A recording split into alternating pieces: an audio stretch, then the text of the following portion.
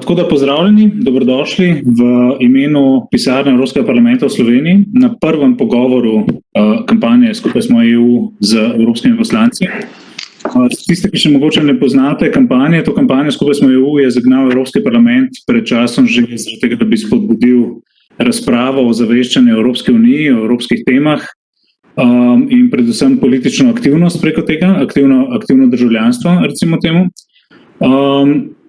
Zdaj, zaradi epidemioloških razmer, tokrat se še dobivamo spletne različice, ampak upamo, da se bomo čim prej lahko uživali, tako da se tudi uživo spoznamo in tako naprej. Jaz mogoče v bistvu bi vas sam povabil tiste, ki še niste, da se nam pridružite v kampanji, v bistvu na spletni strani, se pravi istoimenski skupaj smo.eu. Tam se prijavite v bistvu in vas lahko potem sproti obveščamo o takšnih razpravah, o podobnih dogodkih, ki jih sproti organiziramo o zelo aktualnih temah, probamo biti čim bolj aktualni. Obveščamo vas recimo vsak mesec z novičnikom o kariernih priložnostih, o inštitucijah in tako naprej. Tako da bi kar začel. Moje ime je Andrej Mihorič, v pisarni skrbim za stike z javnostjo in bom tudi moderiral današnji pogovor, v katerem že uvodoma pozdravljam gospoda evropskega poslanca, gospoda Milana Brgleza iz poslanske skupine socialistov in demokratov in gospoda Klemna Grošlja iz poslanske skupine Renew Europe. Z njima se bomo danes pogovarjali o evropski zunanji politiki, temi, ki ste jo izbrali pa člani Skupaj smo EU na spletnem glasovanju. V besedi pa seveda zaradi tega, da ne bi bil to vodeni pač linearni intervju, ampak razprava vodim tudi vas. Tako da bi vas povabil, da tudi vi se prijavite za svojimi vprašanji, komentarji, stališči in tako naprej. Predlagam dve opciji, imate tudi v chatu napisano. Eno je, da enostavno v chat napišete svoje vprašanje, komentarje in dopišete, ali ga mi predstavimo ali bi ga vi predstavili. Neposredno, da vam dam besedo, ali pa tukaj zraven svojega imena na desni strani med participants, na desni strani zaslona, kliknete na eno roko in na ta način se prijavite k besedi, pa vas bom jaz čim prej vključil v bistvu zraven. Prosil bi vas tudi v bistvu tiste, ki lahko v bistvu, če bi lahko priklopili kamero, tako da imamo malo bolj ta neposreden, direkten, v bistvu jasen dialog lahko. Je pa tako, da se v bistvu ta pogovor snema in ga bomo pozneje v bistvu objavili tudi na svojih družbenih omrežjih, se pravi pisarne Evropskega parlamenta v Sloveniji. Kot rečeno, danes bomo spregovorili o evropski zunanji politiki. Kot veste, v bistvu Evropska zunanja politika oziroma Evropska unija tako s svojimi demografskimi značilnostmi, 450 milijonov prebivalcev, s približno šestinskim deležem v svetovnem gospodarstvu in tako naprej, ima kar veliko v bistvu enih komponent ene resne globalne velesile. To poskuša še v bistvu potem nadgrajevati z mehko močjo svoje diplomacije preko humanitarne aktivnosti, preko spodbujanja človekovih pravic, veliko ambicioznostjo na področju boja proti podnebnim spremembam in tako naprej. In ima tudi svoj v bistvu obraz zunanje politike. Kot veste, je to že nekaj časa v bistvu visoki predstavnik za skupno zunanjo in varnostno politiko, to je trenutno Josep Borrell, ampak še vedno je pa ključni odločevalni organ Evropski svet, se pravi forum voditeljev držav članic, ki imajo tudi glavno besedo, pogosto pri zunanji politiki morajo odločati z soglasjem. Kar nekako v bistvu iz tega izhaja, da ta globalni vpliv Evropske unije pogosto omejuje razhajanje med njenimi članicami, zato dostikrat slišimo, da Evropska unija nima ene zunanje politike, ampak 27 zunanjih politik, toliko koliko je pač tudi njenih članic. Kot rečeno, to so torej izhodišča današnje debate, kateri, kot rečeno, vabim tudi vas. In bi kar začel v bistvu z uvodnim izhodiščnim vprašanjem začel z gospodom Brglezom. Torej, glede na ta že opisani v bistvu način težkega usklajevanja in pogosto nasprotujočih si stališč ali pa vsaj razhajajočih si stališč posameznih članic, ali lahko sploh govorimo o skupni zunanji politiki Evropske unije?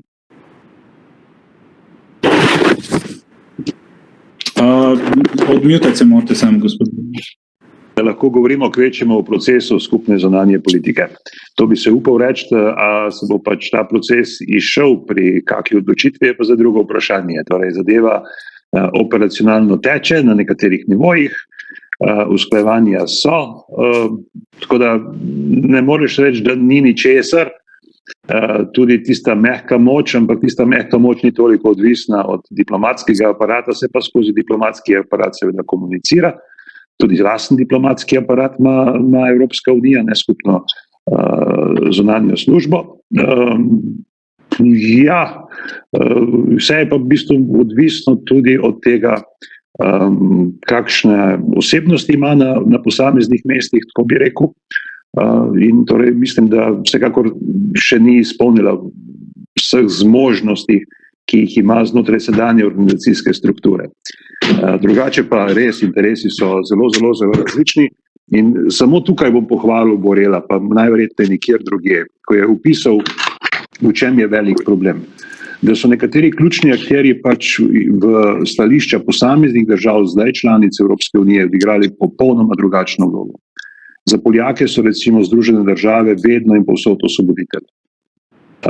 Za Špance pa skupaj z Vatikanom nekdo, ki je 30 let podpiral Franka. In ko imaš tako različno zgodovinsko dediščino, je potem zelo težko na njeni podlagi enotne odnose do posameznih velikih akterjev razviti, tudi zaradi tega so tam največji problemi. Medtem ko tisto, kjer je pa odvisno vse skupaj od nas in od naše vloge, torej, rečemo gospodarstvo, kaj bomo uspeli narediti na področju okolja, je pa odvisno predvsem od tega, koliko bomo to implementirali in kakšen zgled bomo pokazali, da bomo potem lahko to zadevo uveljavljali drugod, je pa drugo vprašanje.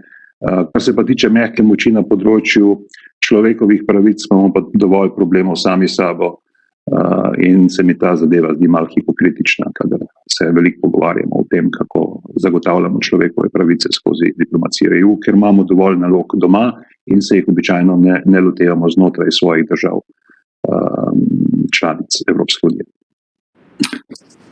Gospod Grožo, mogoče malo podobno vprašanje, ampak naprej v bistvu usmerjeno. Kako doseči v bistvu poenotenje tega nastopanja članice EU na globalni ravni, s katerim bi mogoče tisto, kar je najbolj moteče, tudi zmanjšalo uspešnost drugih sil, lahko govorimo v bistvu ZDA, Kitajski, celo Rusiji, pri tem odnosu del in vlade z evropskimi državami. Ne vem, če dosti imamo takih primerov, kjer vidimo v bistvu, da posamezne članice potem svojim partikularnim interesom sledijo na skupnosti. Je mogoče tukaj doseči eno resnejše poenotenje, eno bolj dosledno poenotenje? Ja, lepo pozdravljeni še v mojem imenu. Ja, to je vprašanje za nekaj milijonov evrov ali pa milijard. Gotovo je, z moje stališče, glede tega zelo preprosto. Če se ne bomo poenotili sami, nas bodo poenotile okoliščine.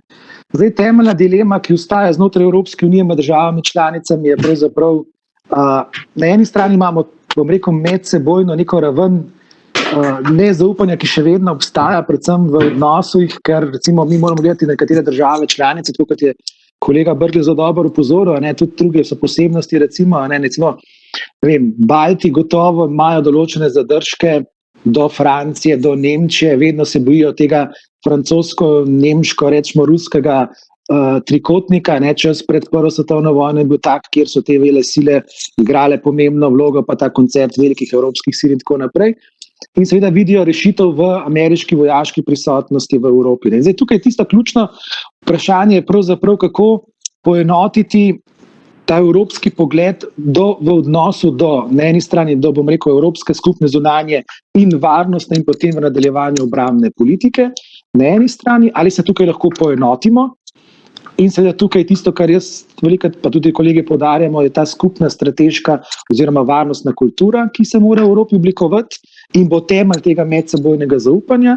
In na drugi strani seveda odnos z Združenimi državami Amerike. Recimo, tu je treba poudariti, da nekatere države članice vidijo v Združenih državah Amerike varnostnega garanta oziroma garanta lastnega obstoja. To so države, kot je Poljska, kot so vse 3 baltske članice.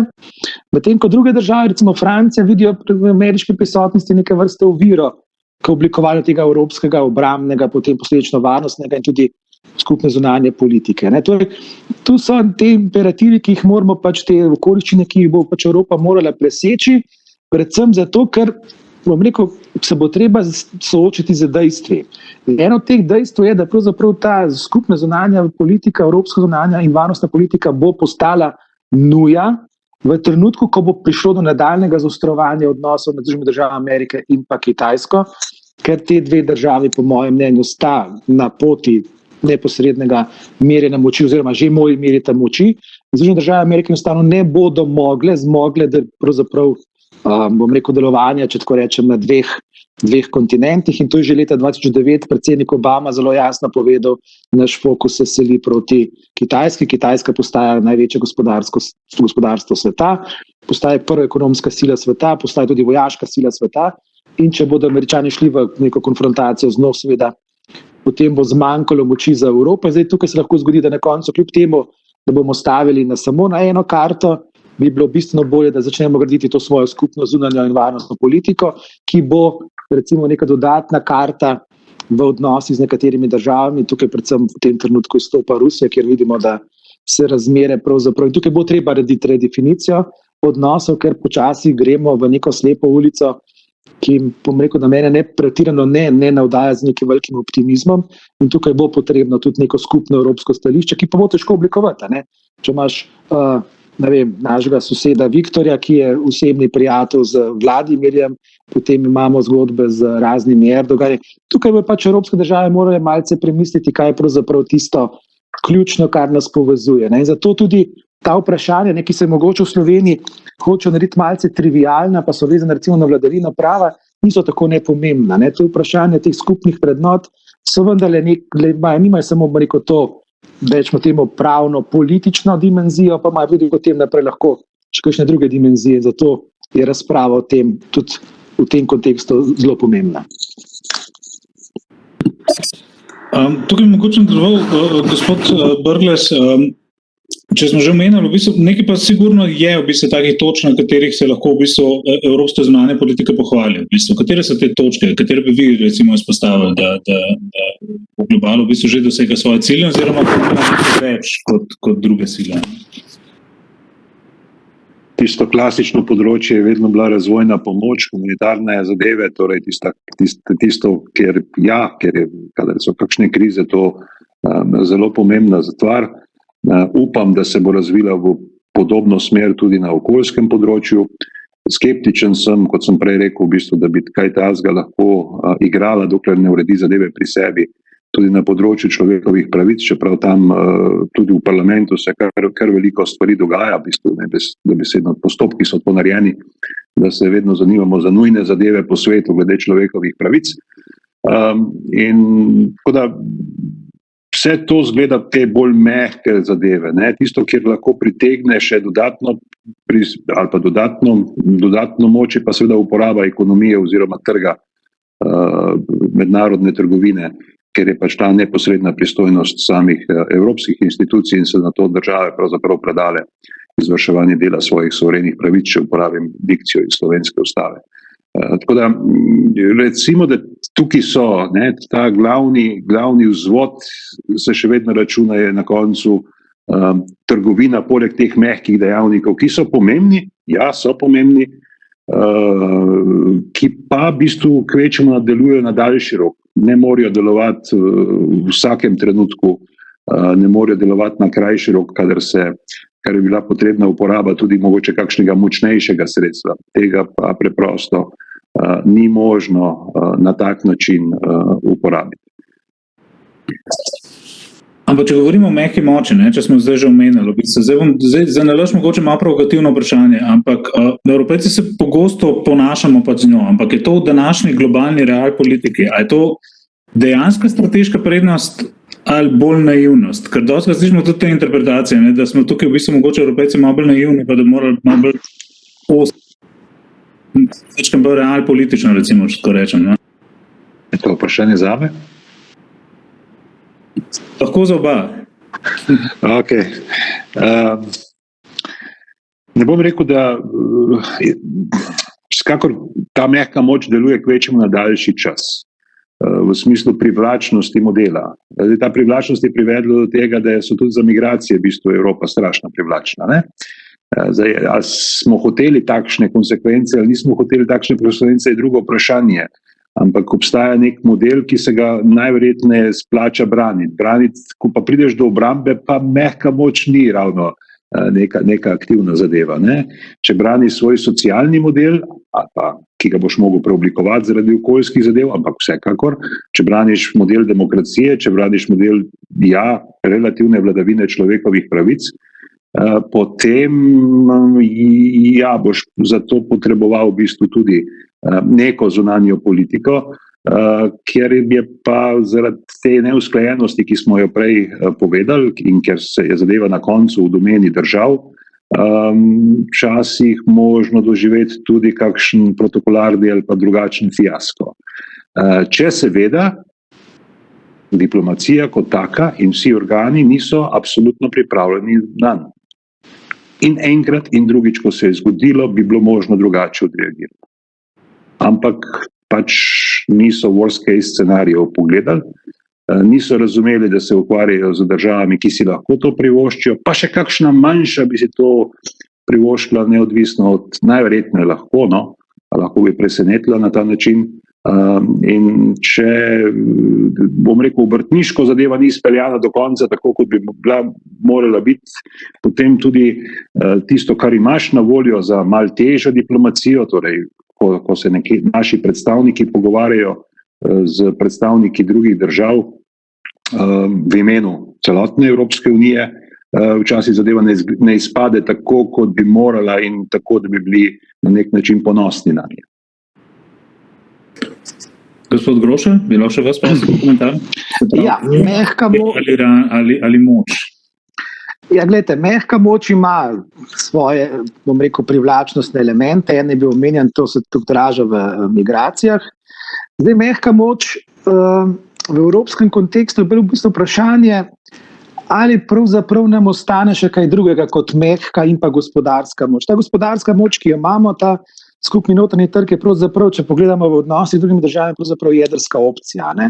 Če mi nekomu rečemo, Turčiji, zdaj zapiramo recimo evropske trge za turške produkte, to pomeni, da bo Turčija sicer v 2 mesecih bankrotirala, ker je odvisna 80% skoraj da od evropskega trga, ampak seveda vmes bomo imeli še marsikaj se bo dogajali. Tukaj je zdaj vprašanje, koliko bi potem rabili tiste klasične vojaške moči. Zdaj pri vojaški moči Evrope je pa tako zadeva. Mi pozabljamo in tukaj v evropskem kontekstu zelo radi se spominjamo slavnih preteklih časov vojaške slave. Dejstvo je, da Evropa danes z demografskimi spremembami, ki so se zgodile, pravzaprav ni tako zelo velik vojaški potencial več. Seveda lahko rečemo, smo tehnološko močni, ampak če danes pogledamo tehnologije na področju obrambnih industrij, ena Južna Koreja je bistveno močnejši dejavnik kot pa recimo mogoče celo marsikatera evropska država. Tudi Evropa kot celota recimo že uvaža oborožitvene sisteme iz Južne Koreje, nekoč recimo 30-40 let nazaj bilo nekaj takega nepredstavljivega. Torej tudi tehnološko nismo več taka špica, kot smo bili na vojaškem področju, govorim. Demografsko, če je slovenski povprečni državljan star nekje tam 45 let, zaključno s to, kot jaz, potem vsi vemo, kakšen je moj vojaški potencial, če tako poberem. Čeprav nek minister pa nam sanja o nečem, ampak pri 45 letih, če vsak dan bi začel teči, verjetno nimam isti potencial kot pa pri 30 ali pa 25. Medtem ko druge države, recimo druge globalne sile, ta potencial imajo, ali pa imajo že tako močno vojaško strukturo, kot je recimo Rusija, da se lahko to zgodbo gredo. Tukaj mislim, da v Evropa tisto, kar bo naš največji izziv, je pravzaprav narediti pravo mešanico teh, bom rekel, mehke moči, kjer lahko z razvojnimo pomočjo, z tudi investicijami v končni fazi gospodarskimi dosežemo nek rezultat. Drugo je seveda spretnost diplomacije, te fiaski v Moskvi in pa v Carigradu, so za mene, bom rekel, nekaj nedojemljivega, nekaj takega bi pravzaprav morali, bom rekel, diplomati, pa če drugega ne diplomati, saj protokol predvide, da se lahko zgodi pri carigrajskem primeru. Drugo pa je seveda zavedanje predvsem pri državah članicah, da igro, ko bodo one same igrale, neko geopolitične igre, pravzaprav one ne morejo igrati. In pa še ena zadeva izredno pomembna. Evropske države, in to imam tudi v Sloveniji pravzaprav problem, imajo težavo definirati, bom rekel, okvir evropskega sodelovanja, se pravi odnosov z drugimi državami članicami. To bi rekel, so neka evropska politika in pa zunanja politika, če rečem politika z tretjimi državami. In tukaj imamo težavo. V Sloveniji rečemo, to je zunanja politika. Ja, pravzaprav ni, ker to, kar mi delamo v Bruslju, pa odločamo, ima notranje politične implikacije na Slovenijo in vse države članice in torej to ni neka zunanja politika več. Hkrati pa imamo neko globalno zgodbo zunaj mednarodnih odnosov, kjer pa roko na srce niti države, kot je Nemčija, več nimajo take moči. Glejte, realnost Brexita. Velika Britanija, Združeno kraljestvo, po Brexitu igra zanimiv mednarodni položaj.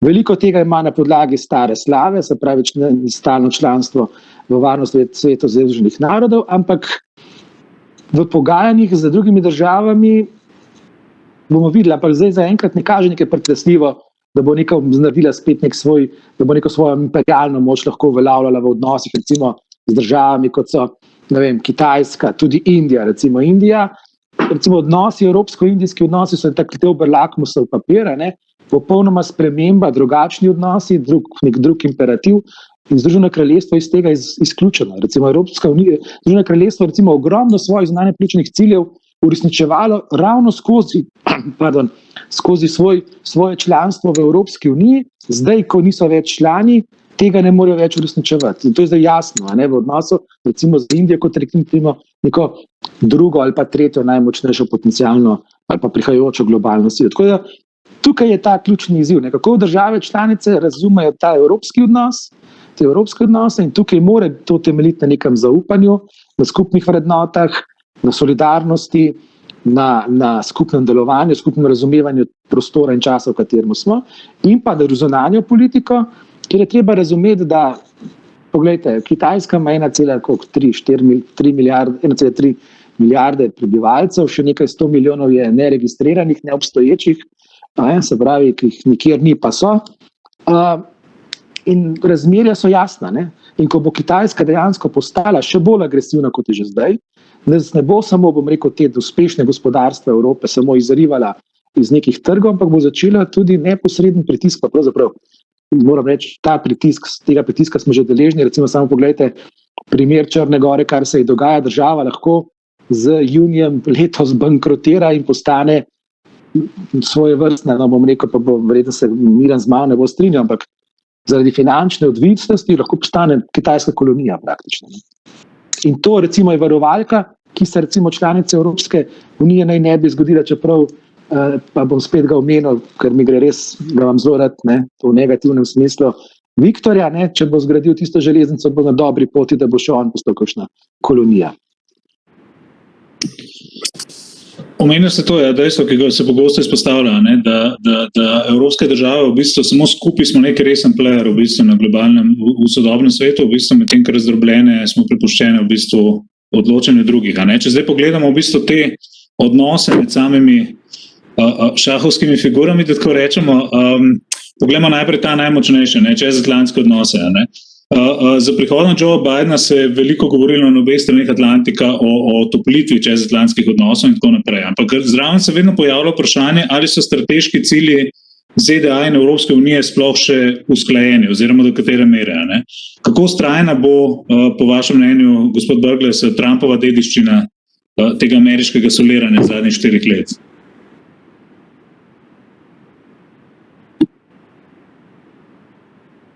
Reči tako, da tam, kjer se bo Američanom zadeva splačala, bojo nadaljevali s celotno zadevo, tudi v odnosu do Evrope. Ampak to je malo cinično rečeno. Tisto, kar se je bistveno spremenilo, spremenil se je na splošno odnos v smislu nekega enakopravne obravnave vseh. To je že ena bistvena zadeva.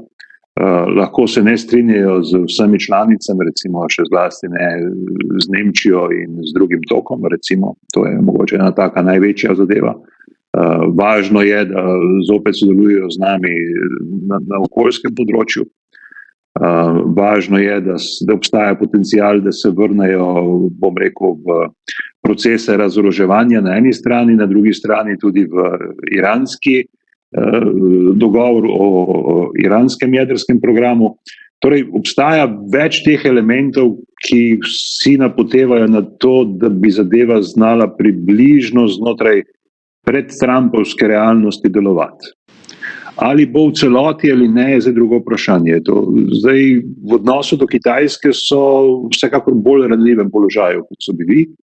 in bi nas znali znotraj tega mogoče, če ne bomo znali sami najti neko pametno mero avtonomije in hkrati sodelovanja, bi nas znali mogoče prehitro potegniti v, bom rekel, proces obkoljevanja itak obstaja, ampak v kaj več od tega, kar je nekako strateško postavljanje figur na šahovnici.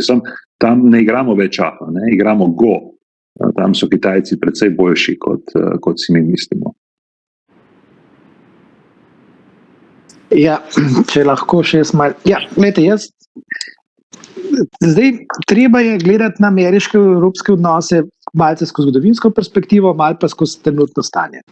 Zgodovinsko gledano, ameriška politika je vedno bila do neke mere zelo, bom rekel, izolacionistična. Ne? Monroejeva doktrina je bila nekaj, kar je Združene države Amerike izredno ugajalo. In to se je spremenilo zaradi okoliščin, ki so prisilile Združene države Amerike, da so to politiko spremenile, to doktrino spremenile in so se potem vključile v Prvo svetovno vojno, se potem po Prvi svetovni vojni na nesrečo sveta in Evrope umaknile, po Drugi svetovni vojni niso več zadeve prepuščale, ker enostavno niso mogli tega storiti, ker je bilo pač to tudi v njihovem interesu. Zdaj pa tisto, kar je treba se zavedati, je, da se v Ameriki ta proces krepitve, bi rekel, tega izolacionizma, ki ga jaz ne bi zdaj enačil s tistim pred Prvim svetovno vojno, pa pred Drugo svetovno vojno, katerega zagovornik je bil, ali pa maskota je bil znan pilot Lindbergh, ampak gre za, neko, zdaj ne vem, če bi bilo to pravi izraz, ampak mogoče bi pa bil, no, pa bojo mogoče kot prijatelji v Združenih državah Amerike malo jezni na mene, da bi neko imperialno utrujenost, oziroma utrujenost od neprestanega angažmaja na tej globalni ravni. Združene države Amerike, ta utrujenost je bila že znana takoj po koncu Busha mlajšega administracije, se pravi vojna v Iraku, Afganistan, to je zelo izčrpno Združene države Amerike, predvsem je pa psihološko pokazalo meje njihove vojaške in siceršnje politične moči. To je nekaj, kar Američani niso razrešili in Trump tega ni razrešil, je pa nadaljeval in on je jahal na tem občutku, da so Američani enostavno utrujeni, naveličani teh tako imenovanih tujih vojn. In tukaj, če želimo imeti neke zelo korenite, dobre, zdrave, bom rekel, severnoatlantsko zavezništvo in odnose z Združenimi državami Amerike, moramo tako mi, Evropejci, pogledati pri sebi, kaj lahko naredimo. In tukaj je gotovo eno od vprašanj, kjer jaz mislim, da bomo morali prevzeti večje breme nase. Zdaj to je tistih famoznih 2% za obrambo, ampak ne gre samo za to, gre za dejansko zagotavljanje lastne varnosti v tem svetu in tu Evropejci bomo morali spremeniti, tudi ključno Slovenijo, svoj pogled na to. In pa na drugi strani se tudi Američani bodo morali povedati, kakšni so njihovi pričakovani interesi in pa predvsem se bomo morali odkrito pogovoriti, kje smo dejansko močni partnerji in pa si odkrito povedati, da na nekaterih področjih, predvsem na gospodarskih, smo si pa odkrito tudi konkurenti. In nekako zarediti sistem, kjer si bomo ki bo preprečeval, da bi te, bom rekel, gospodarske konflikte ne razreševali na drugih področjih, kot je recimo to poskušal Trump, ampak da te konflikte, ki so vezani na gospodarska vprašanja, da razrešujemo v okviru mehanizmov Svetovne trgovinske organizacije, lahko tudi na bilateralni ravni, čeprav osebno bi zagovarjal bolj te mehanizme Svetovne trgovinske organizacije, ker s tem imamo še vključene druge države, ker te bilateralni pogovori lahko potem sprožijo nenavadne reakcije, recimo pri državah, kot so, vam spet omenil Indijo, in tega si pravzaprav glede na prepletenost gospodarskih tokov, pa tudi našo, ker če lahko rečemo tudi odvisnost od uvoza iz Indije določenih strateških dobrin, ne moramo privoščiti. Tako da ta odprtost, ta transparentnost, ta multilateralizem bi tukaj moral biti. Ampak prvo ključno je pač to bom rekel, to položitev kart na mizo in reči, tukaj sodelujemo, tukaj smo si konkurenti, je pa še vedno, ne glede na vse, vem, da tudi sklepsa v Sloveniji zelo visoka, vrednostno in vrednotno so se še vedno najbližje. Jaz še vedno trdim, da pa mnogi se s tem ne bodo strinjali, na tem področju so Združene države Amerike še vedno bližje Evropi, kot pa mogoče katerikoli drugi deli sveta. Za Evropo kot tako in pa Združene države Amerike, kot so sme že večkrat poudaril, tisto, kar si jaz močno ne želim, pa je neko strateško partnerstvo Rusije in Kitajske proti nam, vsem na Zahodu, oziroma celotno Zahodu, kot tudi oni to definirajo. Čeprav to verjetno partnerstvo ne bi nikoli dolgoročno zdržalo, pa kakorkoli bi obstajalo, bi bilo z tega vidika zelo neugodno in tukaj pač moramo iskati tudi to perspektivo. Ampak, kot sem rekel, jaz mislim, da to zavezništvo še vedno obstaja in jaz si ne želim, da bi razpadlo. Njegove dobrobiti in prednosti presegajo vse tiste negativne učinke, ki jih ima, ampak to je nekaj, kar normalno. V vsaki zvezi, v vsakem zavezništvu so plusi pa minusi in jaz mislim, da tukaj, če uporabljam zdaj aktualno cepilno retoriko, dobrobiti pretehtajo tveganja in mislim, da v tem primeru še vedno imamo tako situacijo. Tukaj bi mogoče sam malo nadgradil to vprašanje, no, zaradi tega, ker se že omenjali Zvezo NATO, seveda, ne, v bistvu.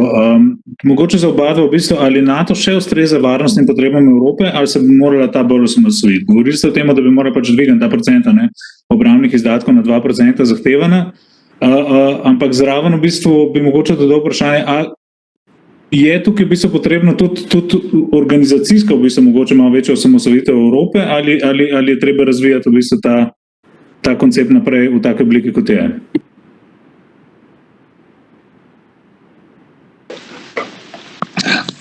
Ja, tisto, kar se da reči, je, da zdaj, če že ne osamosvajanje večje Evrope, potem pa tesnejše sodelovanje z NATO-om, ki bo veliko bolj odvisno od Evrope, ne pa toliko od Američanov.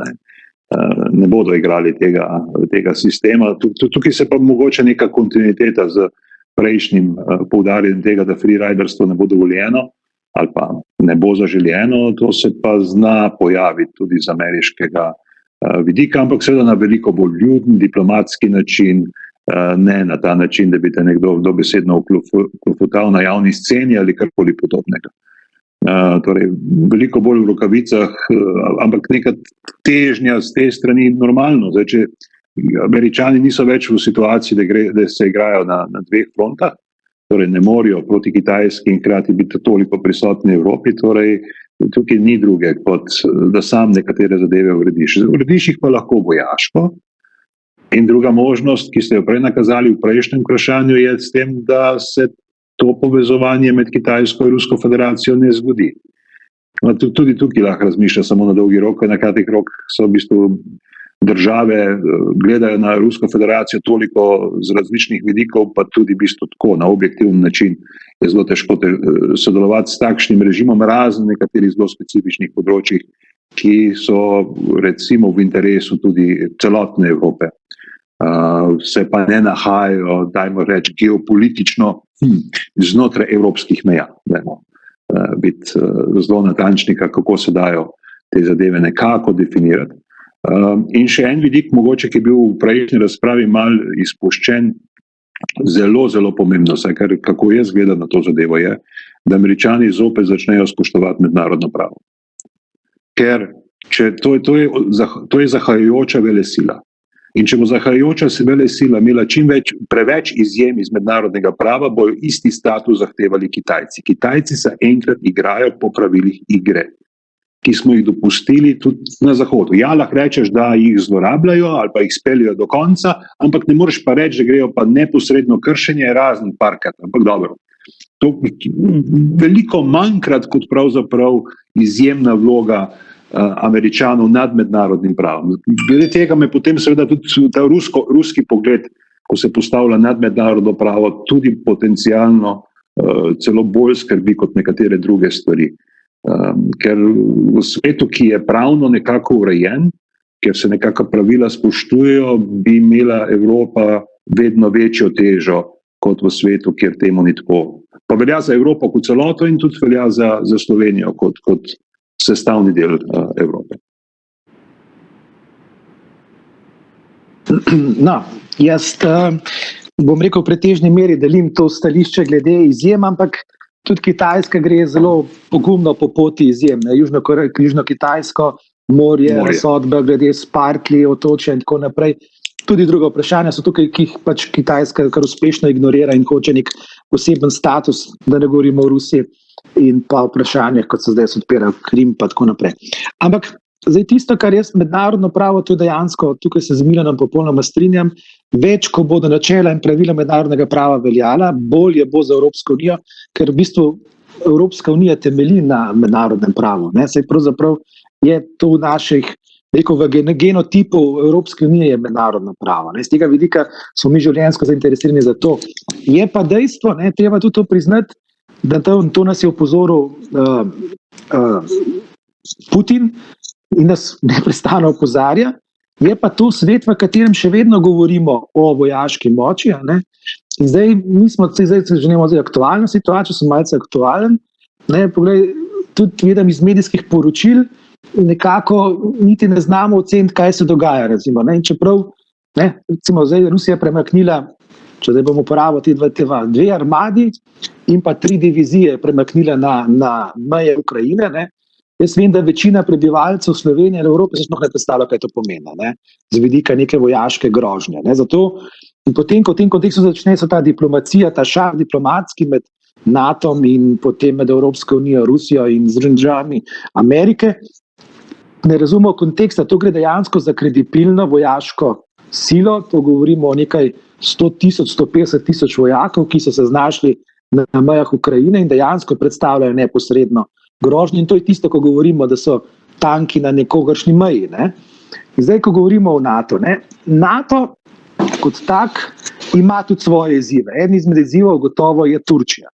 Turčija je šla razvojno iz države, ki se je želela članstvo v Evropski uniji, želi postati regionalni hegemon in igra igro in igra pomembno vojaško, politično, gospodarsko, tudi ideološko, ne pozabimo te dimenzije, vlogo tako na Južnem Kavkazu, videli smo to v vojni za Gorski Karabah, vidimo situacijo v Siriji, vpleta se v libijsko vprašanje, ne, tudi v Libiji igra v svojo, se pravi, tisti prostor bivšega Otomanskega imperija in postaja zopet zanimiv. Ne pozabimo, da je bil tudi pomemben del Zahodnega Balkana, del Otomanskega imperija, in nekdanji zunanji minister, zdaj pa ime je pa ušlo, se upravičujem, je govoril o 5, ne, zdaj jaz sem naštel že 4, zdaj 5 je Balkan, ne, 5 področjih turške zunanje politike, ne, in tukaj so še vprašanje še neomenjenega vzhodnega Sredozemlja. To se predstavlja velik izziv za Evropsko unijo. Zdaj tukaj Evropska unija bo morala zaradi okoliščin, ki so se pojavile, zgraditi lastne, bom rekel, te vojaške ali rečemo temu obrambne zmogljivosti. Sam pa ne vidim tukaj konkurenčnega odnosa. Jaz tukaj vidim v evropskem stebru kot enega izmed temeljev, na katerem lahko gradimo, krepimo pravzaprav Severnoatlantsko zavezništvo, se pravi zavezništvo Zveze NATO, za tem evropskim stebrom, ki ni konkurenca, ampak je sestavni del tega zavezništva, ki na eni strani omogoča, bom rekel, večjo strateško avtonomijo Evropske unije, ki bo nujna, in pa na drugi strani bo omogočila, če se zgodi, in jaz se bojim, da se bo to zgodilo, in da bo to veliko razočaranje za nekatere naše države članice, predvsem Poljsko in pa baltske države, da bodo Američani svojo prisotnost v Evropi zmanjšali zaradi objektivnih okoliščin, ker bo pritisk v Aziji enostavno prehud. Ni samo vprašanje Azije, mi ko govorimo o Kitajski, v bistvu ključno vprašanje, kjer bodo stvari lahko pravzaprav šle zelo, zelo narobe, je pravzaprav Afrika. Ker vprašanje, ki je zdaj na mizi, in to je ključno vprašanje, je pravzaprav dostop do virov. Govorimo o vseh virih, govorimo o surovinah, ne, tudi to krožno gospodarstvo v Evropi promoviramo, ni samo zaradi tega, ker je seveda pomemben ekološki element in se absolutno strinjam, da to naredimo, recikliranje, ampak je tudi ta moment, da enostavno dostop do teh surovin je vedno težji in konkurenca je vedno večja. Ne. Tako da Afrika bo tisto vprašanje, ki bo pomembno, in tukaj mislim, da pač lahko najdemo to skupno točko. Ne verjamem pa v to, da bi Evropa imela neko popolnoma avtonomno strukturo, ker to niti politično v tem trenutku, niti, bom rekel, čisto objektivno, demografsko, tehnološko in tako naprej ni izvedljivo. Hvala. Jaz bi na tej točki še pozval občinstvo, če je kdo v bistvu, ki bi imel še kakšno vprašanje za naše za poslance, za koga drugega, komentar. Ok. Še malo počakamo, da se pogumimo. Pa neč gremo naprej, bi jaz mogoče v bistvu malo se vrnil na tole. Že ste omenjali v bistvu ta odnos, ki ga ima Evropa z Ameriko, ko po eni strani v bistvu na enih področjih smo tekmeci, na drugi zavezniki in tako naprej. Mogoče bi mečkal na drugo stran se usmeril z istim vprašanjem. Se vem, da smo že govorili o vseh teh razmerih, ampak recimo odnos z Kitajsko, ker gre pravzaprav za podobno dihotomijo na nek način. Ne? Tekmici, ampak hkrati tudi partnerji ekonomski. Ne? Vidimo neke priložnosti, neke izzive, v bistvu varnostne in tako naprej, v bistvu tudi gospodarske, seveda, na drugi strani. Ne? Kako lahko v bistvu Evropska unija to usklajuje med sabo? Ne? Na eni strani imamo čezatlantske odnose, na drugi strani imamo tudi, mogoče je to moja pretirana ocena, ampak recimo tudi eno željo Kitajske, da bi s tem v bistvu beltom, da bi v bistvu to novo svilno potjo v bistvu nekako neutralizirala to ameriško premoč na morjih, pa bolj povezala cel ta v bistvu kopenski evrazijski del. Ne? A lahko tukaj Evropa nekaj iztrži iz sebe ali je pač prepuščena, mislim, iztrži iz vsega tega rivalstva ali je prepuščena bolj sebe? Ali je prepuščena drugim tokovom, da jo nosijo, pač to mislim. Da... Premembo Klemno prepustil prvo besedo. Bolj geopolitično vprašanje. Torej, prepušča, če se ne sedim, da se bom dobro. Okay. To je, bom rekel, zdaj, da se malo kupam časa, zelo dobro vprašanje.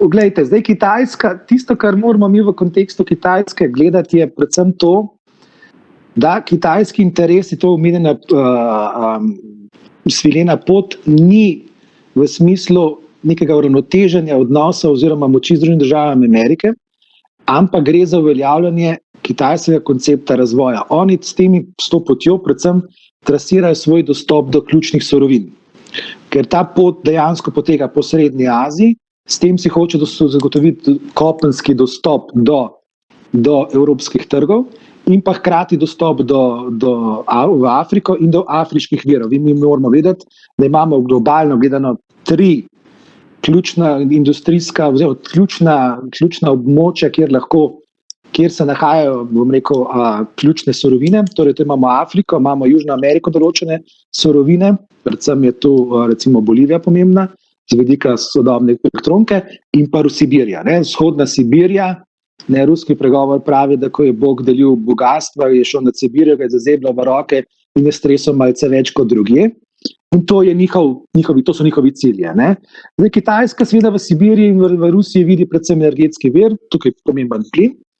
V Afriki so tako imenovane redke zemljine, se pravi pomembne za elektronsko industrijo in podobno govorimo tudi za Bolivijo. In tukaj nam moramo vedeti, tukaj konkurenca Kitajske evropskim interesom in ameriškim interesom nedvoumna in zelo surova. Če vemo, kaj se je dogajalo z rudniki v Boliviji, je zgodba zelo jasna. Tam so Kitajci dejansko šli na klasično geopolitičen spopad, ki ga je Zahod dejansko izgubil. Zdaj, tisto, kar je treba zelo pomembno poudariti, je, da Kitajci vlagajo v Evropo predvsem tam, kjer so ali tehnološko močnejši od nas, in tukaj se treba priznati, na omrežjih 5G so tehnološko pred nami in tudi pred Združenimi državami Amerike. Zdaj, če bomo uspeli za to zgodbo Ericssona in z njihovimi vlaganji, z evropskimi vlaganji v to tehnologijo vzpostaviti neko ravnotežje, bo to, bom rekel, zgodba o uspehu. In tukaj ni nedvoumno, zakaj Evropska unija želi, oziroma zakaj mi želimo, tudi Evropejci, kot parlamentarci želim, da naredimo ponovno zgodbo Nokia na področju 5G, zato ker 5G je omrežje, ki bo definiralo prihodnji gospodarski in pa tudi družbeni in politični razvoj. Zakaj 5G pomemben? 5G uporabljamo lahko zelo koristne namene, drugo uporabljamo pa tudi zelo škodljive namene. Eno od tistih je tudi to facial recognition tehnologije, so v tem noter lahko skrite. To je eno. In tukaj vlagajo Kitajci, ker tu so močnejši in tu želijo dostop do trga. Na drugi strani treba vedeti, da mnoge tehnologije, ki jih danes Kitajci imajo in so jih nadgradili, izvirajo iz Evrope, ampak določenih pa še nimajo.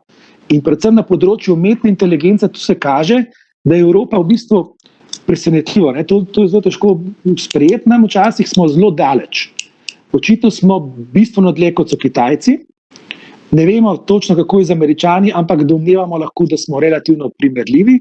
In za vstopom v Evropo pravzaprav Kitajci želijo dostop do teh tehnologij.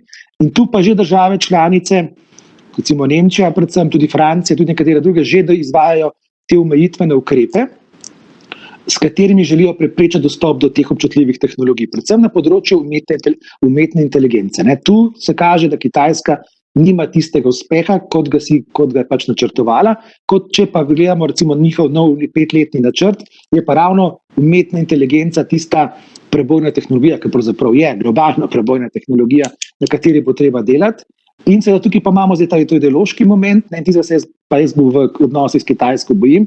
Naš koncept mora biti nujno, se pravi humanocentričen, se pravi v centru vseh tehnologij mora biti človek in človekove pravice in varstvo teh pravic, medtem kot kitajski je, bom rekel, je bolj tehnično fokusiran, strojno fokusiran in človekove pravice in odnos do človeka posameznika, njegovega kot individuuma je bistveno drugačen. Ne? In tu se tudi s tem potem kaže v stopni avtonomije odločanja teh sistemov umetne inteligence. Ne? In tu je, bom rekel, velik izziv za Evropo in tukaj se pa jaz mislim, da imamo z Američani več skupnih točk, kot pa jih imamo recimo z Kitajsko. Ne? In pa seveda ta tretji element, ki ga še lahko omenim, ko sem ga že prej malce omenil, je pa to, da Kitajska, če gledate, zelo spretno izrablja svojo, bom rekel, ekonomsko moč, države, ki niso sposobne vračati kreditov, ne? Zelo spodbujajo države, da razvijajo infrastrukturo, se zato zadolžujejo, gradijo avtoceste, železnice in vse to. Zakaj? Glejte, železnica lahko se poplača v 50 ali pa 100 letih. In Kitajci zelo dobro vedo, če v neki državi zgradijo železnice in avtoceste, če dobijo nadzor nad tem, in to se recimo dogaja v Črni Gori, potem pravzaprav vi obvladujete to državo, ne? Njen razvoj, njeno prihodnost obvladujete. In zato oni ta denar pravzaprav posojajo. Pa zadnje, potem pa malce omolknem. Kitajska je seveda kopenska sila, ampak če gledamo, da zdaj njihov razvojni moment, Kitajska postaja kot pomorska sila ekvivalent Združenih držav Amerike, če pa gledamo moč vojnih mornaric po številu plovil, so pa Kitajci že presegali velikost ameriške mornarice in zdaj, ko poznate, gradijo intenzivno, imajo program izgradnje letalnih nosilk, tako da dejansko Kitajska želi vojaško pariteto Združenih držav Amerike na vseh področjih. Edina točka, kjer še paritete nekako nimajo, do neke mere je v bistvu jedrska oborožitev, kjer se še zaenkrat samo zadržujejo. Ampak to je samo zadrževanje. Kdaj bo ta tisti del zadrževanja, samo zadrževanje odpadov? Jaz se bojim, da se ta trenutek približuje. Nekako jaz osebno pravim, prelomni datum je 2025, to je neka letnica v kitajskih dokumentih, ki se pogosto citira in navaja, ko ne bi Kitajska dosegla vsaj vojaško, če ne že gospodarsko pariteto za Združene države Amerike. Ja, zdaj, ko si vse povedal, je malo lažje. Ampak zgolj dodati nekatere zadeve. Ena od stvari je, ja, na Kitajsko je treba gledati kot na druge države. Samo njene metode so na začetku običajno malo drugačne. Tudi javna diplomacija je drugačna, na koncu ima pa to takšne posledice, kot je recimo odvisnost. Mi smo navajeni recimo v Evropi pogojevati gospodarsko sodelovanje in podobne zadeve z nekaterimi pogoji in v bistvu s tem smo na nek način neprivlačni v primerjavi s Kitajci, ki ne pogojujejo, ampak na daljši rok, ko enkrat pač nisi sposoben več odplačati tistega, kar si sposodil, je v bistvu logika ekonomije neizprostna. To je bistvena razlika, bistvena. Je neka razlika s tem, da tudi Kitajci niso skozi igrali globalno. Ne?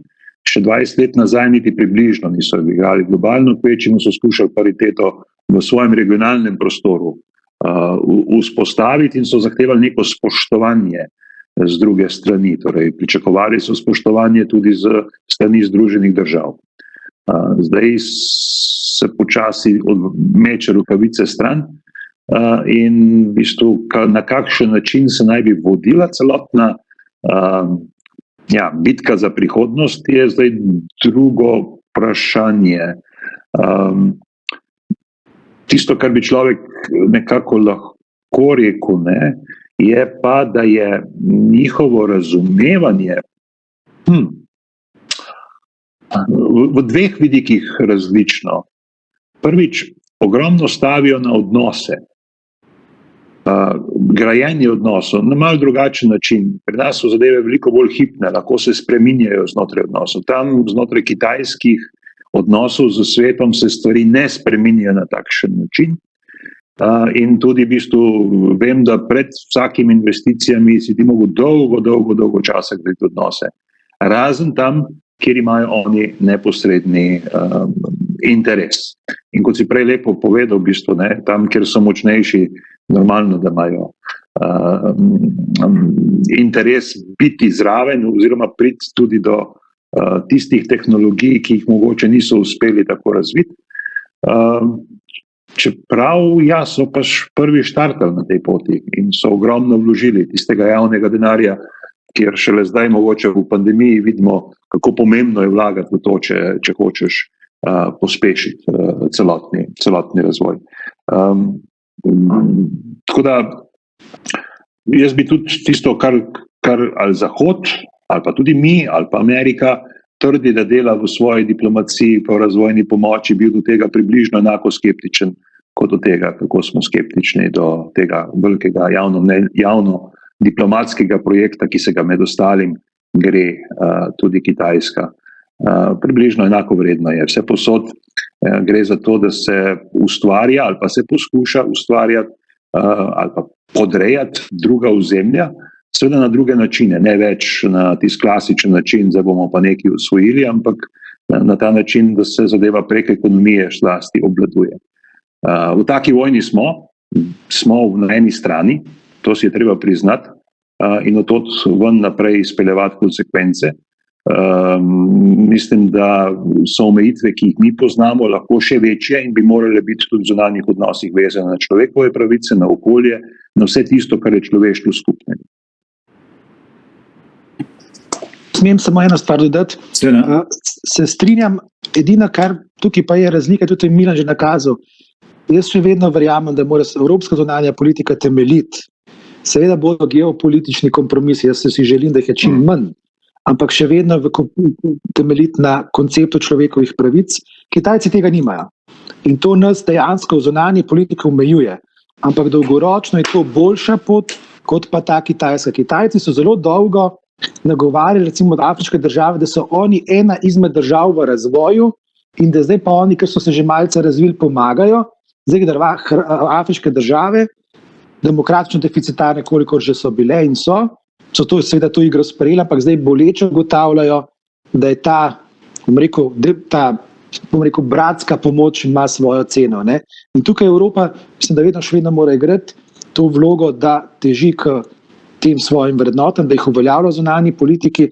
Se pa bojim, da to je pa real politično dejstvo, ne, da vedno pa tega ne bomo mogli, ampak vendarle to je tisto, ko smo govorili prej o mehki moči, jaz mislim, da je to tista mehka moč ali pa njen del, njen element, ki ga bi lahko zunanja politika, skupna zunanja evropska politika bistveno bolj uporabljala, bistveno bolj uspešno. No, glede tega se globoko strinjam s tem, da smo zdaj že bolj v obrambni poziciji kot tem, da bi spreminjali Kitajsko. Ne?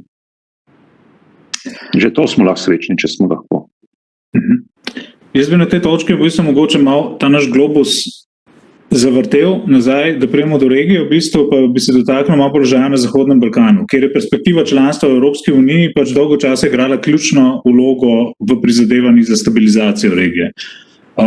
Kako realna je danes ta perspektiva, se pravi članstva v Evropski uniji z vidika Bruslja na eni strani in z vidika kandidatke na drugi strani? Pa mogoče skrzberta, ker se mi zdi, da je to vprašanje za oba, tako da... Klemen, tle si pa specialist. Ja, to je zdaj vroči krompirček po naših non-paperjih. Ja, glejte, Zahodni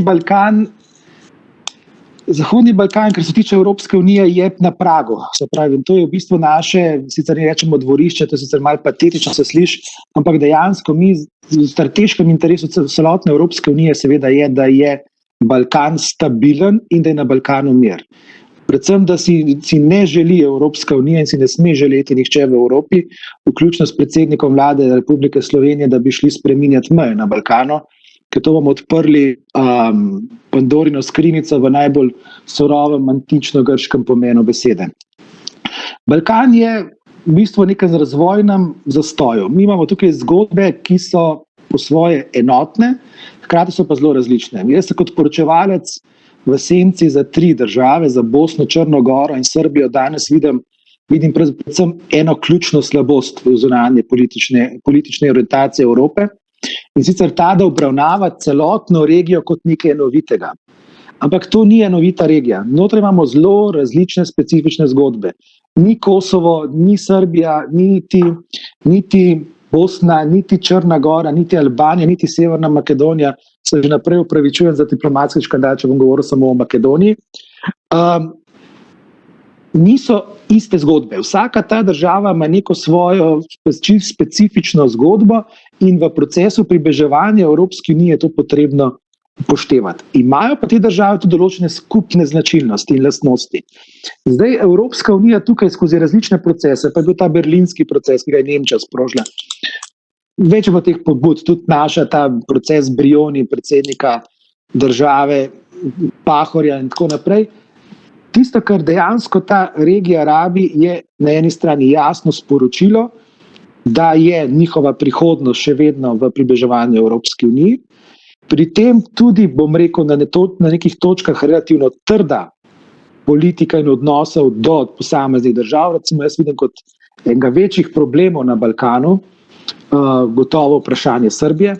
Srbija je naredila v zadnjih nekaj letih takšen, bom rekel, demokratični in razvojni nazadovanje, da je to, jaz sem bil prvič v Srbiji, ko sem bil še raziskovalec, da leta 2002, celo 2001, in če gledam situacijo danes, je v bistvu slabša, kot je bila takoj po padcu Miloševićevega režima. In to je treba priznati. Tukaj ni nobenih ideoloških, političnih in drugih špekulacij. In jaz sem vesel, da je pač Evropski parlament zmogel to politično moč, da je sprejel tako poročilo, kakršno je sprejel. In jaz sem zelo vesel, da smo to spravili skozi za kredibilno, bom rekel, proevropsko večino. Podobno beseda zgodba o Črni Gori je povsem drugačna. Tam smo imeli menjavo oblasti pred kratkim, po mnogih letih, bom rekel, vladanje ene politične opcije. Tukaj so spet turbulence, tukaj je potreba nek poseben pristop. In tukaj Evropska unija bi morala imeti za vsako državo posamezno nek koncept, kako bo k njim pristopala. Hkrati bi morala znotraj svojih držav članic, bi se morale določene stvari razčistiti, ker to, kar počne, pa smo spet, boste rekli, in še poslušalci bojo že siti mojih besed, pa smo spet pri Madžarski. Madžarska tukaj igra zelo destruktivno vlogo. Tudi sosednja Hrvaška v Bosni igra za moje oceni zelo, zelo destruktivno vlogo. In zdaj, če sem bral tisti današnji famozni non-paper, tudi Slovenija se temu pridružuje. To ni rešitev bosanskega vprašanja, ampak to je destabilizacija Balkana in Bosne. In tukaj recimo jaz še vedno trdim in moje osebno prepričanje je, da je Bosna pravzaprav ključ do rešitve marsikaterega problema na Balkanu. Je pa tisti problem, da se prevalo zavedamo v Evropski uniji, da smo mi, da je Evropska unija, kakorkoli danes gledamo na to, so kreator današnje Bosne. Daytonski sporazumi so del neke dediščine evropske politike in reševanja takratnih vojn na Balkanu v 90-ih letih. In zato imamo do Bosne, bom rekel, neko posebno odgovornost. In mislim, da bi Bosni morali bistveno bolj pomagati na tej poti, jo bistveno bolj spodbujati in kar v končni fazi, glede na Daytonske sporazume, tudi imamo razpoložljive mehanizme za to, v podobi visokega predstavnika mednarodne skupnosti. Insko je to v tem trenutku, bomo videli, kdo bo nadaljevanju. No in to je po moje ključno vprašanje. Tisto, kar je pa še, je pa seveda tisto, da znotraj Evropske unije pa države članice se moramo tudi poenotiti ali pa nekako razjasniti sami pri sebi, kako je širitvijo. Te sporočila, ki so prihajale recimo iz Francije, Nizozemske, pri primeru Albanije in Severne Makedonije, so gotovo slaba sporočila. Tukaj jaz mislim, da ljudje pričakujejo, tudi regija pričakuje jasno sporočilo.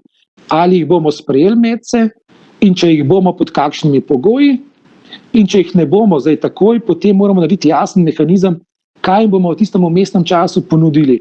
In jaz mislim, da tukaj ni samo vprašanje političnih elit v regiji, ampak je bolj vprašanje prebivalstva. Mi moramo naslavljati, in to tudi jaz vedno poudarjam, prebivalstvo, ker ljudje v samih teh državah še vedno strmijo in gledajo k evropskemu idealu.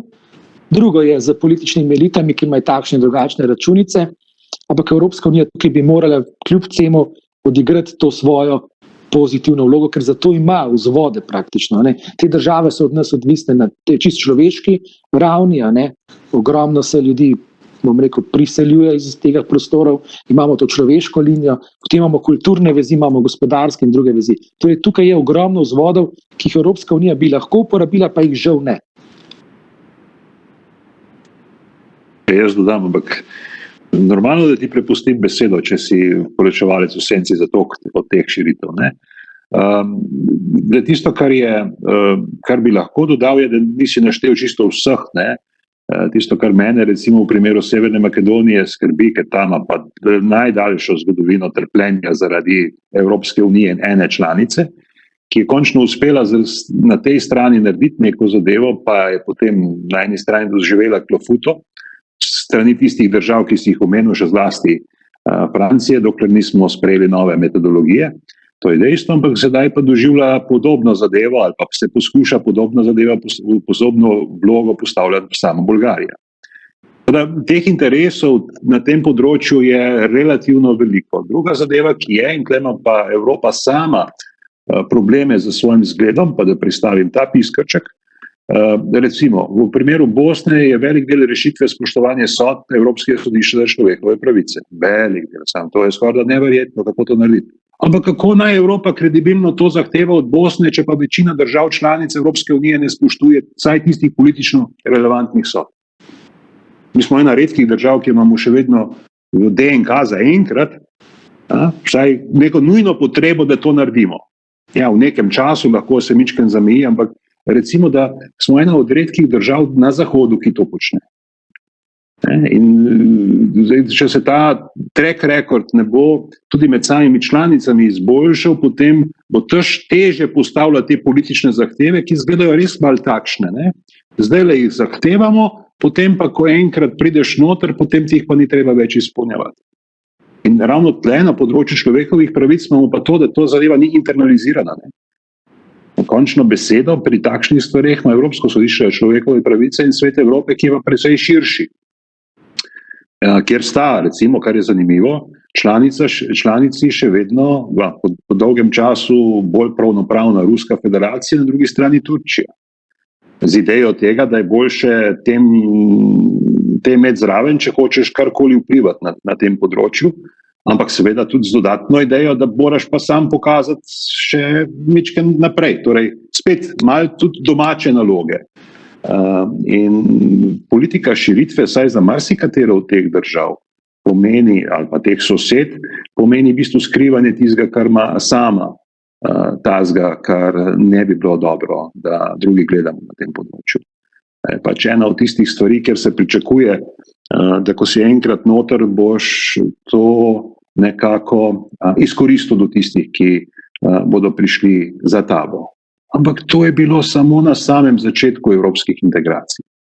Kasneje praktično skoraj da doben raznim starim članicam ali pa prvotnim članicam Evropske unije tega z tem, da bi Evropa prevzela njihove zahteve, praktično ni bilo možno. In celo mi smo šli delno skozi to zgodbo. Pa se je poskušalo delno v bistvu ponoviti vlogo, ki so jo stalne članice imele, pa ne gre. Tako da tukaj so prav zanimivi momenti, ki se jih da zraven dodati, se pa absolutno strinjam, da je treba perspektivo dati predvsem ljudem in še zlasti mladim. Ker potem bo ta evropska perspektiva živela, ker če bojo imeli nekaj od tega, če bojo imeli tukaj priložnost, zaradi tega pa treba čim prej priti iz te pandemije, da se da glede tega tudi karkoli realizirati. Na nasprotnem primeru smo tudi v odnosi do njih takole na Zoomih in podobnih pripomočkih. Ker se je čas počasi iztekel, oziroma se že iztekel, se moram zdaj v bistvu sredotočiti na zaključno vprašanje, kjer bi se rad vrnil v bistvu na začetek. Pa bi tukaj začel z vami, dr. Bajbles. Se pravi, povsem povedano, in tudi na Balkanu se zelo dobro izpostavili, kako je toliko v bistvu med samimi članicami, toliko različnih interesov, da imamo že tukaj zelo različne poglede na to, kdo, kdaj in kako v bistvu v Evropsko unijo in tako naprej, in v kakšnih odnosih z drugimi. Zato me tukaj čisto enostavno, kakšna se vam zdi v bistvu zunanja politična perspektiva EU v naslednji rok, recimo v bistvu, no? Ali nas bo res tako, kar je rekel gospod Grošar, v bistvu drugi prisilili v poenotenje? Bomo sami proaktivno probali v bistvu najti neke te jedra, s katerimi smo lahko propulzivni in v bistvu se sami razvijamo, ali se nam lahko to zgodi v bistvu, da enostavno razpademo na en kup majhnih zunanje političnih palčkov v bistvu, ki jih bodo drugi vodili? Ja, zaenkrat so nas drugi vedno prisilili. Zgledali je, da je Evropa že pred razpladom pri migracijski krizi, pa se je Brexit zgodil. Zdaj bi morali delovati skupaj zaradi zelenega dogovora in drugih zadev, pa zgleda se dodatno zadeva, da bo lažje mogoče zaradi pandemije. Tako da, žal bo moj odgovor v to prvo skeptično smer, ne pa v tisto smer, da se bo zgodil razpad. To pa ne. Ampak to, da se bolj poenotiš, še splošno tam, kjer imaš pristojnosti, zato je potrebna neka zunanja grožnja. Zunanja grožnja je lahko tudi Kitajska. Zunanja grožnja Kitajske je lahko celo takšna, da nekatere, ki izgledajo ideološko nemogoče, da bi sodelovali z Rusko federacijo, ravno zaradi tega bi sodelovali z Rusko federacijo pri obkoljevanju Kitajske. Tako da, tukaj je ta globalni pogled le lahko prisoten in če se bo občutek ogroženosti povečeval, da bo nekdo drugi zapolnil prostor tudi na Zahodnem Balkanu, to lahko pospeši proces, recimo približevanja in v bistvu tudi širitve. Ker ta vakum tle nekako noter bi bilo pametno zapolniti. Kako, ga bo v celoti ali ne, to je za drugo vprašanje, ga bo bolj na simbolni način kot kakšen drugi.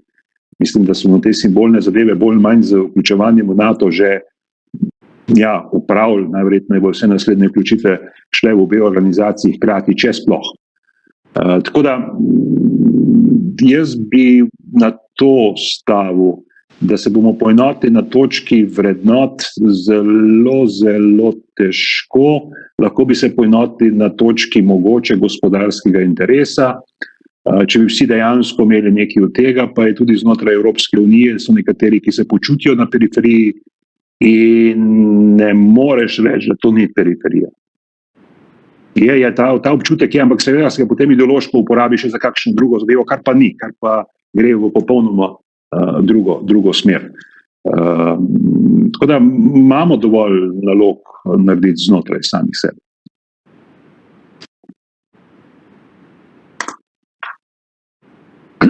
Jaz pa sem vendarle večji optimist. Če pogledamo zgodovino Evrope in če gledamo recimo 500 let nazaj v obdobje, kakšna je bila razdrobljenost Evrope, takrat na kraljevine, kneževine, monarhije, grofije in vse živo, da ne bom našteval preveč, in smo se zdaj že relativno dobro poenotili. Zdaj nas je samo še 27, ena država članica je šla, zato ker je pač mislila, da je bo zunaj bolje. Pa sem prepričan, da bo gotovila, da prehladi in pa gripe, ki sledijo, ne bodo najboljše, čeprav ima občutek, da je zdajšnjo COVID krizo relativno bolje upravlja kot Evropa. Vete, Evropa je rezultat spoznanja, jaz mislim, večine Evropejcev, ne evropskih narodov, ampak Evropejcev, naravne posameznikov, ne vseh pravzaprav, da evropska pot prinaša mnoge bonitete, prinaša marsikaj dobrega, prinaša tudi nekaj slabega, ampak če te evropske poti ne bi bilo, bi bili te evropski odnosi medsebojni, meddržavni bistveno slabši. Tisti, ki imamo še kakšen spomin na Jugoslavijo, pa recimo na mejne kontrole, ki so bile takrat, tudi danes, ko čakam na meji, še vedno ni nikoli tako hudo, kot je bilo recimo, ko so bili časi jugoslovanskih carinikov in zvezdnih miličnikov in tako naprej. Torej Evropa dela napredek. Zdaj, tisto, kar imamo trenutno največji izziv, je gotovo to, kar je Milan zelo dobro vzpostavil, vprašanje vrednot. Jaz sem bil v neki oddaji, kjer sem bil izzvan, da je to pač neka stara socialistična vrednotna kategorija, pa vendar mislim, da temu ni tako. Mislim, da so te vrednote, na katerih temelji Evropska unija, malce bolj trajne, malce boljše, ne bom rekel boljše v smislu nekega potem slabšalnem ali pomenu, ampak neke trdnejše, neke vrednote, ki so bolj univerzalne, katerim pravzaprav vsi Evropejci težimo in katerim strmimo. Imamo izziv populizma, to je dejstvo, da je, ampak ta populizem bo izvenel in že izveneva. Tudi tam, kjer se zdi najbolj brezupno, mogoče Poljska in Madžarska, jaz jim srčno želim, da ne bo Slovenija kdaj v tej poziciji in se bom tudi, silovito in krčevito boril proti temu na vseh možnih načinih, na vse možne načine v okviru demokratičnega in ustavne ureditve demokratičnega reda in norm in standardov. Ampak jaz mislim, da ta populističen moment veni. Zakaj? Ker enostavno ne ponuja odgovorov na izzive sodobnosti. Je pa to povezano z eno drugo zadevo, ne toliko za našo skupno zunanjo politiko, bolj je to povezano z odločitvijo, kakšna je prihodnost naše Evropske unije in kakšno skupnost mi pravzaprav hočemo. Zdaj, sicer to bo zdaj zvenelo politično, ideološko, ker smo pač iz politične skupine Renew, in to je naša pomembna agenda, ampak ta konferenca o prihodnosti Evrope, do katere moram priznati, sem osebno tudi malce skeptičen, pa mogoče ni korektno, da mladim ljudem to govorim, ampak vendarle, mi moramo opraviti to razpravo o prihodnosti Evrope. Ker mnogi problemi, katerim smo mi danes priča v delovanju Evropske unije, je pravzaprav posledica nedorečenosti naše notranje organizacijske in strukturne in bom rekel, pravzaprav kakšno strukturo Evropske unije želimo. Ali želimo, da je to država, ali želimo, da je to zveza držav, ali želimo, da je to nekaj vmes in kaj je tisto, kar je nekaj vmes. Kje bomo imeli te skupne politike, kje ne bomo imeli skupnih politik, kje se bomo ohranjali te, bom rekel, svoje nacionalne posebnosti. Jaz recimo verjamem, da kulturna politika, izobraževalna politika, socialna politika do neke mere ostajajo, pa še katera, da ne bom potem bi to bilo očitano, ostajajo stvar nacionalne države oziroma držav članic. Ampak vprašanje zdravstva, ali smo lahko kot skupnost bolj učinkoviti v pogajanjih recimo z multinacionalkami pri zdravilih, medicinski opremi, ali manj učinkoviti. Nekoč smo rekli zdravstvo izključna pravica držav članic. Danes to ni več samoumevno. In te elementi, te prepleti nas bodo prisilili, tako notranji kot zunanji pritiski, da se bomo o tem začeli vedno bolj spraševati, ampak nekaj pa treba se zavedati, bo pa za to potreben čas. Jaz tukaj dam primer, Švicarska konfederacija, ki je danes praktično že federacija, je nastajala 500 let. No, vem, da sicer Evropa tega časa nima, zdaj čas interval drugačen. Nekoč je bil avto, ne vem, serija avtomobilov 10 let en tip, danes avtomobili menjajo na 1 leto pa pol, se že delajo faceliftingi in to. Pač ta tempo je večji, ampak tukaj se bomo Evropejci vendarle morali vzeti malce časa. Se pa bojim, tukaj pa delim to skepso, Milanovo, danes bo pa zunanji dejavniki pri tem zelo, zelo pospeševali. Je pa na nas vseh, da ta proces enostavno gremo. Jaz bi si pa samo želel tudi to, pa to ni zdaj predvolilna agitacija, da mladi ljudje se začnejo vedno bolj aktivno vključevati v te razprave o prihodnosti.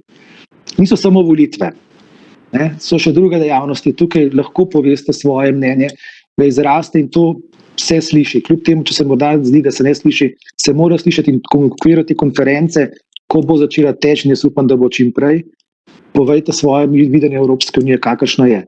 Morda bo za nas nekatere razočaranje, ampak to so dejstva, ki bomo pač morali sprejeti. Hvala. Jaz bi tudi zdaj izkoristil še zadnjo priložnost v bistvu za en tak poziv, če ima kdo kakšno vprašanje ali pa komentar. Imamo tlele odprt. Če ne, pa lahko ugotovimo, da je današnja razprava pri koncu. Hvala vam, draga gosta, hvala vam, spoštovano občinstvo, ker ste bili z nami. Upamo, da se seveda srečamo tudi na naslednji razpravi. In še enkrat poziv, če še niste, se nam prosim pridružite v skupnosti skupaj smo.eu na istoimenski spletni strani, tako vas bomo lahko še pravočasno obveščali o naslednjih dogodkih in tako naprej. Lahko pa tudi v Facebook skupini skupaj smo EU-ekipa, tam pa boste lahko tudi glasovali v bistvu o podobnih srečanj, pa o gostih in tako naprej. Tako da še enkrat hvala vsem, in lep pozdrav. Ciao.